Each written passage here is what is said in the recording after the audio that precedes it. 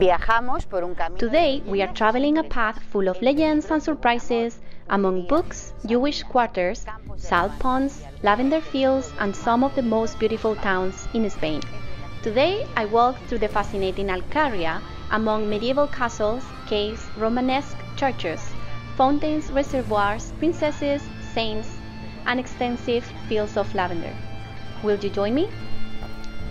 As Camilo José Cela said in his book Journey to Alcarria, Torija is a town mounted on a hill.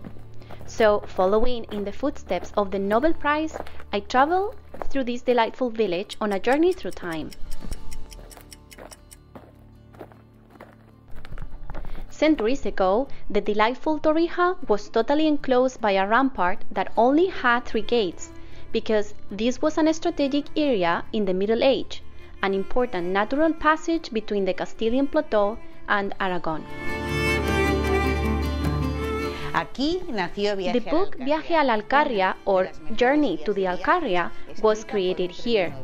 It is one of the best travel guides in literature and was written by a Nobel laureate, Camilo José Cela. Later, another great traveler and journalist, Manu Leguineche, reflected the soul of La Alcarria in his book The Happiness of the Earth. The first thing that caught my attention when I arrived to this town is the impressive castle, which served as a defensive watchtower in medieval wars. Some chroniclers say that its origins date back to the end of the 12th century, when this region was part of the Templar territory. However, its current structure dates from the 15th century, when the fortress passed into the hands of the powerful Mendoza family, a clan that formed a lineage and which, also due to the marital ties of its 10 children, became impregnable. The castle's imposing facade, its round watchtowers, its inner guard, and its slender tower keep make it one of the most beautiful structures of its kind in the country. This fortress opens onto the magnificent Plaza de la Villa, a space that is expanded by arcades and 16th century capitals, and where it is a delight to have a coffee on its terraces.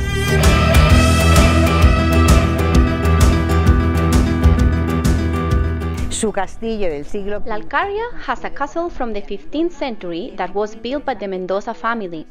It has an interesting inner ward and a slender tower keep, which hosts the only museum in the world dedicated to a book, Journey to the Alcarria.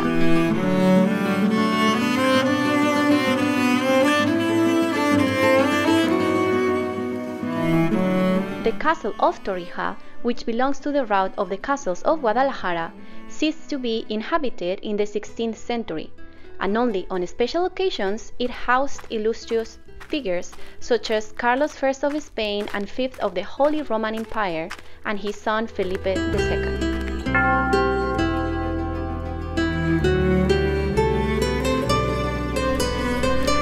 Another attraction of this town is the 16th century church of Nuestra Señora de la Asunción, which began to be built under the Gothic style and ended with a Renaissance style. Inside the church there is a large and exquisite plateresque arch, which serves as the entrance to the presbytery.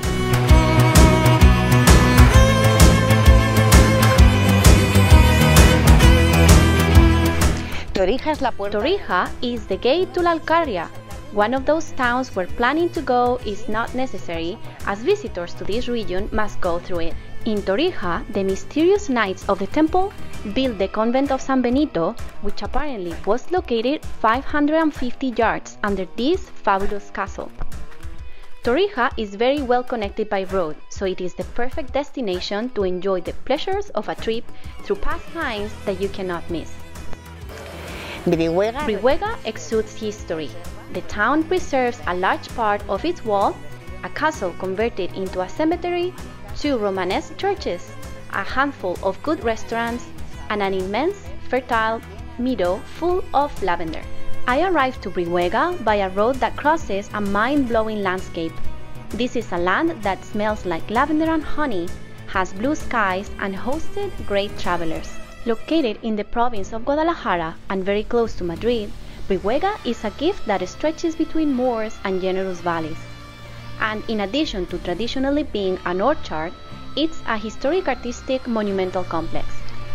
Brihuega exudes history through its walls, its popular architecture, its fountains, its churches, and its castle of La Piedra Bermeja, as Brihuega has one of the most powerful historical town centers of Castilla-La Mancha.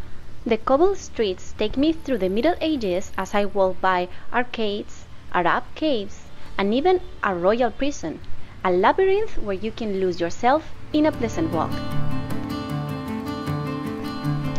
On my way in, I come across the 12 Spouts fountain and the old washing places, imposing pylons showing the town's richness in springs and underground waters, which also is full of legends.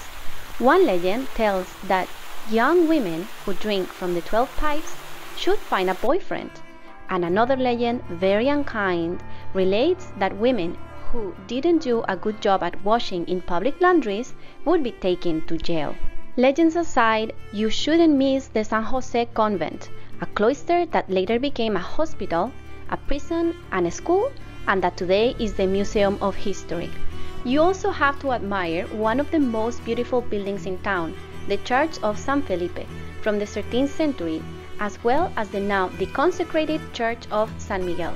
The industrial touch in Brihuega was brought by the Royal Cloth Factory, which is one of the most relevant in Spain, and that gave the area great splendor. But if something impresses visitors in Brihuega, is the castle of the Piedra Bermeja, which was built on a rocky spur and is full of surprises. On this rock there used to be a fort and a Celtiberian settlement, which was later used by the Romans and Visigoths until the 10th century, when the Muslims built a defensive palace. In the 12th century, the site was transformed into a rich fortress palace more typical of feudal lords than to warriors. After 1001 vicissitudes, in the mid-19th century, the castle became the town cemetery, one of the most beautiful cemeteries on the planet. The walled enclosure is impeccable, and its chapel, decorated with mudéjar motifs, is beautiful. Next to the castle, you may find the Church of Santa María de la Peña, the best example of the 13th century Cistercian architecture. Another pleasant place to visit in these beautiful lands are the lavender fields, which in the summer are tinged with perfume and purple. These endless fields of lavender, which bloom in La Alcarria, have nothing to envy the French ones.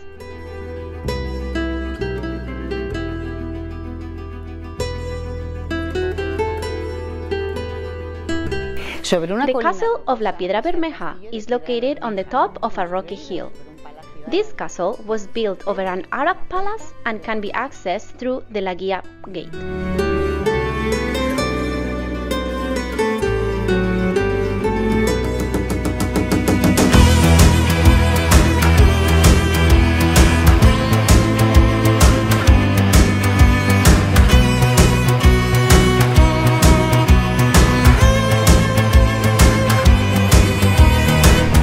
Another great pleasure of these beautiful lands are its large meadows, which in summer are tinged with perfume and purple.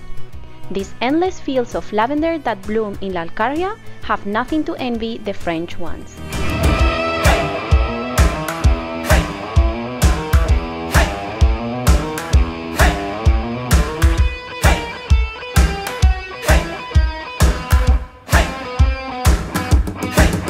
Luz, en esta tienda tan bonita, cuéntanos qué puedo comprar. Luz, may you please tell me what I can buy in this beautiful store? Yo podría comprar aquí.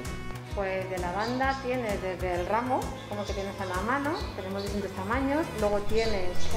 Well, you may get a lavender bouquet like the one you have in your hand, and also you may get pillow mist, which is a combination of essential oils that help you relax and induce you to sleep. Brihuega has something that attracts me. Perhaps it's the mark left by great travelers on this town. It was Cela's journey to the Alcarria. Hemingway decided to stay here due to war matters, and Manu Leguineche, my favorite reporter, lived here, and here he wrote The Happiness of the Land, which evokes the essence of the landscape and the local peasant.